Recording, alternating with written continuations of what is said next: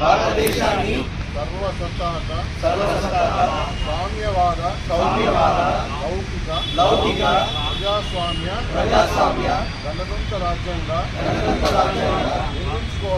నిర్మించుకోవడానికి పౌరులందరికీ సాంఘిక ఆర్థిక రాజకీయ న్యాయాన్ని ఆలోచన భావ ప్రకటన విశ్వాసం ధర్మం ఆరాధన స్వాతంత్రాన్ని అంతస్తుల్లోను అవకాశాల్లోను సమానత్వాన్ని చేకూర్చడానికి వారందరితో